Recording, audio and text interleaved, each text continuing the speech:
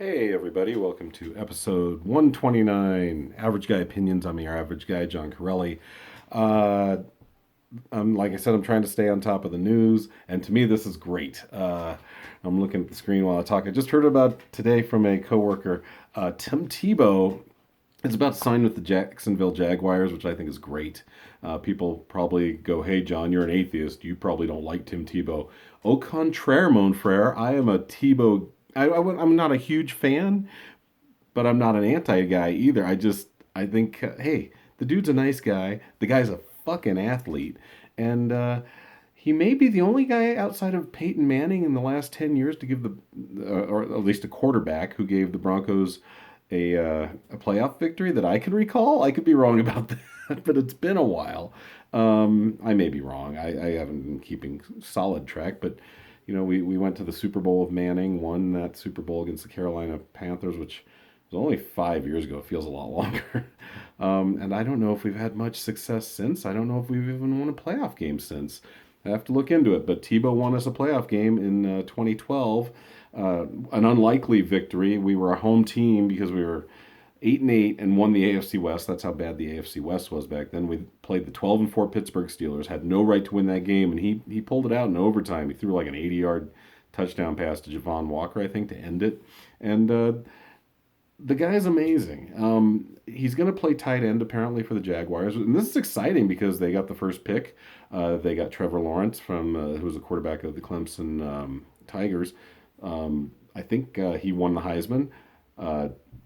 Tebow won the Heisman. Tebow, I don't know if anyone's done this since, but when Tebow graduated, and I'm looking at my computer once in a while just to get some stats, but I generally knew this stuff. I know that Tebow, when he was at University of Florida, won two national championships, and it's in. And by the way, that's why those schools are so good, right? The Alabamas, Clemson's not an SEC school, but they might as well be. They're technically Atlantic Coast Conference. But I mean, look at all the teams that represent there every year. The Floridas, the LSUs, the Alabamas. It's just where football thrives and does really well. So back when he won the Heisman in 2007. He's not a spring chicken, is he? He's going to be 34 right before the season starts. He turns 34 in August, but he hasn't been taking abuse for the last 8 years probably on a football field. And even when he was, it was as a quarterback. It wasn't like running back type abuse. So he he's ready. I think I'm really excited about this. I could instantly become a Jacksonville Jaguars fan because of this. I've always kind of liked them anyway because they've been that team that you just wait for it to get good, and they get good for maybe a couple of years, then they're terrible again. So I'm really kind of cheering for them. Plus, my Jets blew it by winning the last game or two of the year, and they could have had Trevor Lawrence. And then they traded Sam Darnold, their quarterback. So the Jets are going to be bad for probably a long time. So I'm really excited about this new tandem. It's pretty cool. And plus, obviously, Gainesville and Jacksonville. Gainesville is where the University of Florida is, and Jacksonville is pretty close to that. And Tebow is humongous in Florida, so he will put butts in the seats immediately. So I'm really excited for Tebow. And the dude's got heart. For those of you that question his heart, you're idiots. You can question his skills. There were times when I would watch him just sail a ball 10 yards over a wide open guy's head when he was with the Broncos and just face palm. Just like he doesn't have it. He's not a pocket passer. He's a creator. But I also saw plays where I'm like, this dude fucking has it. He did a play against the Raiders. It might have been in 2012. I can't remember. Maybe it was a year after, year before. I can't remember how long he lasted with us, but he ran like from the 50 all the way in, and he ran over dudes, through dudes, around dudes, and he got in that end zone and down in the black hole in the mausoleum, and he's like, fuck, and I was like, yeah, this guy's the guy you want on your team. Like I said, the skill set maybe didn't work as an NFL quarterback, but I think as a tight end, he's amazing. He's a big dude. I think we all knew that. He's not as big as Gronkowski. I thought he was like as big as Ron Gronkowski could maybe be that type of a player, but he's not much smaller. He's about 20 pounds less than 3 inches shorter. He's 6'3", 245. Gronk is 6'6" and 265. But Gronkowski, I don't know how many years does he have left. Tim Tebow, like I said, has his treads are ready to go, man. He's probably just they said his workouts went really well. I'm just super excited for the dude. Also, one thing I wanted to mention back when he was at Florida, and this is a huge statistic, and it might still stand. I haven't kept track, but he was the only quarterback at the time when he won the Heisman in 2007 that had 20 passing touchdowns, or at least 20 passing touchdowns, and at least 20 running touchdowns in one season. And that's in the SEC, where, let's be honest, those are where the pros are made, right? I mean, there are other schools that do really well. There are California schools that do well. Texas schools do well. There are schools throughout this country do well. Ohio State, Michigan. However, the SEC probably has way more pros represented than any other conference. That's just a betting man's guess. I think the Big Ten does really well too. But dude, just look at the numbers. So I am now a Tim Tebow fan. I was when he was with the Broncos. I didn't want him to not succeed. And as far as the kneeling thing, who cares? You kneel as a Christian, I don't care. You kneel because your people are getting brutalized by the police.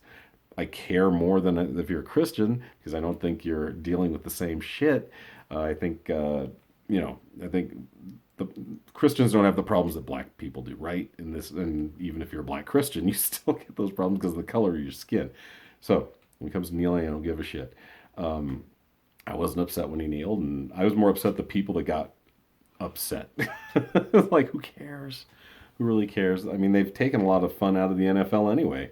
I've mentioned this before. Like, it's part of the reason I really wanted to give up football this year. I really wanted to. After that Super Bowl and the way Tom Brady, ugh, I'm just over Tom Brady. They'll put him in a wheelchair and he'll throw balls to guys, and they'll still have rules to protect Tom Brady. You can't touch a wheelchair. This is the NFL.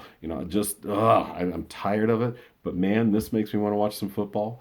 If Aaron Rodgers comes to Denver, I haven't heard about what he's doing. I know we were on his his top three teams, us and the Raiders in San Francisco, which the latter two make a lot of sense because he's a Bay Area kid. He went to the University of California at Berkeley, and I understand why he could possibly court the Broncos because we've been known to attract a pretty good quarterback. Last time I checked, like from 2013 to 15, pretty good guy. Won us a Super Bowl, put up some spectacular numbers near the end of his career when a certain Indianapolis team thought he was done. And so I would love Rodgers to come here. He's got a young but pretty good line. He's got a stellar set of receivers to throw to, and he's got some pretty good running backs too. So I really like the thought of Aaron Rodgers coming here. And if he does come here, fuck, you got me again, NFL. You drew me in. You're like, could I be any more typically Italian? Typically, that's a word, by the way. Typically Italian. I was like, how's the saying go from The Godfather? I was out and they got me back in. God damn it! It's a worse addiction than anything probably outside of food and food and sports. Luckily, like I said, I've said in the past, I'm down to hockey, but now I think it's hockey and football again. Dang it, football, you made a comeback. Tim Tebow, good for you. To round this out, I would like to talk some more sports.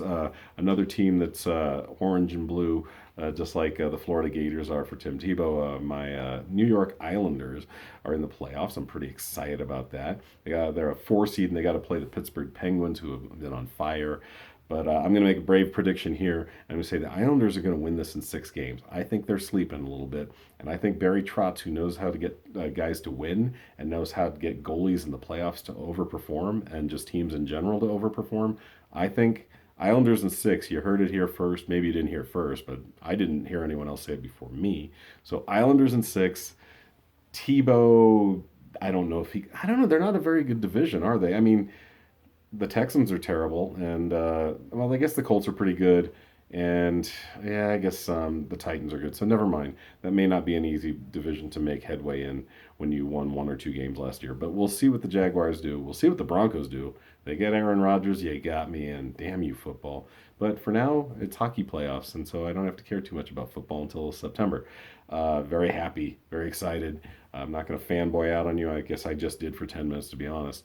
Thanks for listening. We'll get you guys on next time. See you tomorrow or whenever you upload my videos. Thanks for listening, guys.